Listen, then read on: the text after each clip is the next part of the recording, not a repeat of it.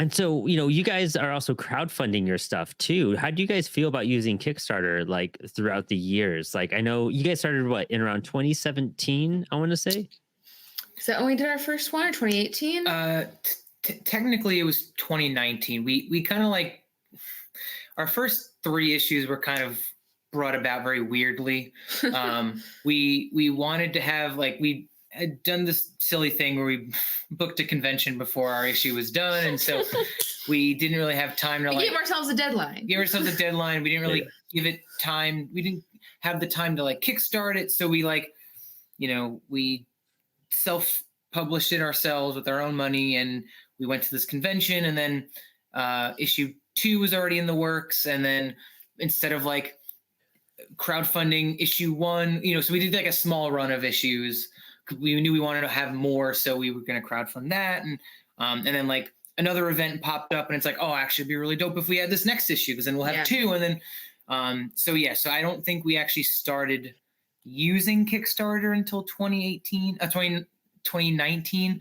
I wouldn't be surprised if Lane was doing some preliminary work for it. I know you were definitely very big on research and figuring out what we have to do, what's the best day to launch it on, what position does the sun have to be in order to get the most energy to make this work. And but it's been an up and down roller coaster of a journey. Our issue 3 Kickstarter is still our highest backed one, right? Yeah. We're not sure what we did differently with issue 3 that I know what we did differently issue 3 compared to our 1 and 2 Kickstarter. We learned so much doing our first campaign that the next one was a world different. But from there, I don't know why that one has remained our highest backed one. But it's an interesting question. How do you feel about using Kickstarter? Because we've been publishing issues once every maybe 9 months, essentially 1 per calendar year, because it's just the 3 of us and we all have jobs that we do and we can't, dedicate more time to it. Unfortunately, that's how long it takes. And a lot has changed. A lot always changes on Kickstarter between each campaign.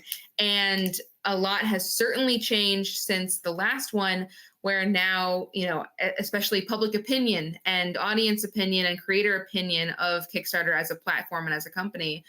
And so, we're going to definitely keep using Kickstarter, at least at this point, because we have an audience there who are going to be waiting for the next issue.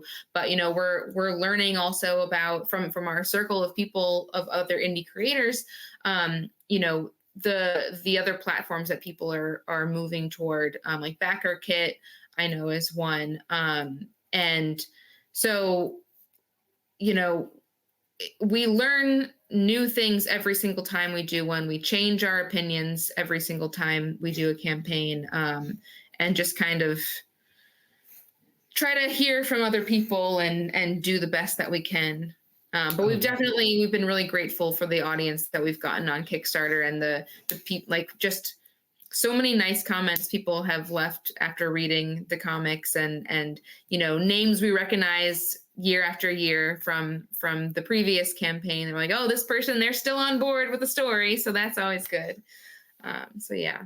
That's awesome. And that's a good approach to do it too, is you're going for it because the audience and the people you've gathered around you for it. You know what I mean? Your supporters are your number one thing when creating comics, and just knowing to be hey, no matter what we do, we do have a certain set audience that's they're, like you said, waiting for you to do this. And it's super cool that you've built that fan base. And I think also, you have your own curated online store too.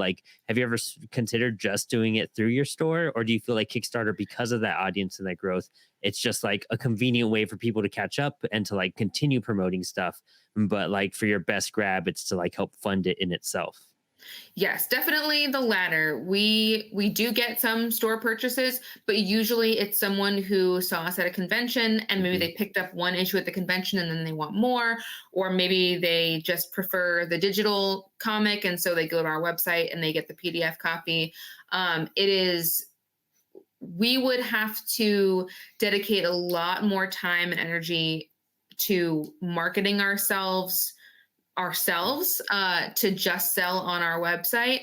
Kickstarter has a built-in audience of people who are looking for comics to read through Kickstarter and through like other crowdfunding platforms as well. People are there. We don't have to really bring them as much. And because that would just be way beyond us to try to do that.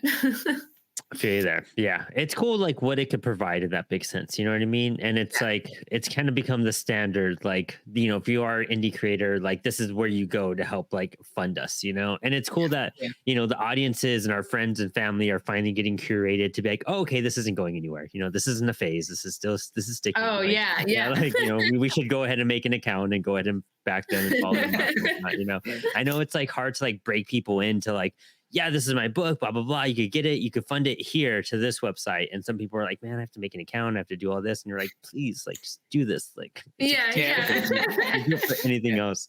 That's awesome. Like, it sounds like you guys have such like a good roadmap ahead of you, you know, like it sounds like you just like your stories, like the way you guys are focusing your career and with the attempts you're trying to make from, you know, switching genres and keeping things open and like chasing after a publisher next instead of like self-publishing, like, and trying to like grow like not only your current audience, but trying to find different ways to reach everyone overall. It sounds like, you know, every step you guys have taken, like you're definitely learning lessons and like doing the work and going, doing the tough stuff and then, you know, having your failures and whatnot. But like so many successes are coming out of them. And to have a book this far into like, you know, production, it's so cool to see for an indie book. Like, are you guys planning to do like a trade after the 7th or with the 7th issue?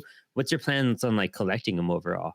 We are going to do a trade after 7. We're trying to stop emphasizing that so much because we already know that as if we say, oh, after this campaign, the next one is going to be the trade paperback of this arc, people are like, okay, I'll just wait for that then. And we don't want the issue 7 Kickstarter to totally flop. But yes, the first volume will be issues 1 through 7. And we've been talking about that so much. We're really looking forward to putting that together. And hopefully reaching a whole new audience as well, because we are usually, we'll just buy volumes, trade paperbacks, graphic novels. We aren't really often issue to issue people. So we know that there are people out there who aren't even looking at single issues. So we're really looking forward to doing that. That's awesome. Yeah, it'd be great to see, you know, just again, that's another monumental thing is like, okay, I did this run and now here's it collected. And that's like a step where I feel like every indie creator is, you know, just striving slowly to reach. Cause like you said, an issue a year, we're on issue 7. Like that's, you know, some tedious work, you know, and it might even be short a year because, you know, 12, you know, 9 months versus 12, you know what I mean? Maybe 6 years, maybe instead of 7, it's 6, but still. That's a dedication, you know what I mean? I think a quick anecdote. We went to a convention on Saturday at a local high school. It was a lot of fun, and I believe a young person came up to the table and said, "Oh, Starside, you know, I think I got the first issue of this when I was like 10." And I was like, "How is this? What are you talking about?" I didn't say that, but that's what my brain was doing. And then later we did the math and they're like, oh, if they're like 15, 16 years old, yeah, it was that many years ago that we started doing this. So we just felt like, wow, how time has passed. That is crazy. And it's like, you know, as a kid, that feels like decades, you know, like 15 to 10, like eons have passed, you know, but absolutely. just the thought of that, just being like, man, that really strikes, you know what I mean? Like it's been a while. Dude, that's so. It's funny too, like sorry, I didn't mean to cut you off. No, go on. And just another positive about having the volume is that my new anxiety at conventions is like when somebody just buys like 1 or 2 issues, because I know like issue 3 is where it really like there's a huge turning point. Yeah, like and so like when they're just like, oh, I'll buy like the first like 1 or 2, I'm like, in my mind, I'm just like, please just ask for 3, please, just get there. So this way, so we should start just throwing that in for people. Right? But I get very self-conscious about our earlier work. I mean, it makes sense at this point. It is, you know, very old, and we're not the same creators. And so like when we see the work that we're putting out now, and you know, to think like someone's gonna buy only issue 1 and then decide, are they going to continue or not? So at least with the volume, you know, they own like this whole arc, and so it's up to them to finish it. And my hope is that by the end, they're just like, okay, I'm interested to see where this goes. Yeah. So. You know, that's the growing pains of indie comics are one of the hardest things to overcome, I want to say, because like even we have a book that actually, as we record, it's wrapping up on Kickstarter, but by the time this comes out, it'll be just wrapped up. We were publishing a book called Outer Spaced, and it was a book that like I knew these guys, Ben and Eric, and their artist Jackie, and they're just cool book, awesome concept. And I was like reading the first issue, and I was like, this is going to go somewhere. This is really cool. I was like, it's not quite like where I wanted to hit. Like it's not there yet. Like, but it's so close. And then they did a submission for our second anthology, Cybersync, and it was still the same three of them paired up again. And when we do submissions, we always look at, we read the story and then we look at the creators, because we don't want to we try not to do any favors or like have a predetermined thing when, our friends, hey, let's check out their work, we always look at the stories first. And we had selected the story and we're like, all right, who are we going to be reaching out to and everything? And then I was like, this is Ben, Eric, and Jackie. Like, what the heck? And I was looking at it and I was like, if this is like where Outer Space is going, like we gotta like talk to them more. And now Apollo's publishing Outer Space, and they're with us, and we're really excited to have them part of the team. And like I love seeing that leap, because like the potential is always there at the beginning. And if you could just see that, and it's kind of like when you watch the first season of Doctor Who with the Ninth Doctor, it's really goofy, and you're just like, this sounds real cool. But then like the 10th season, David Tennant comes in, and you're like, this is amazing. Like I love this, and you're obsessed.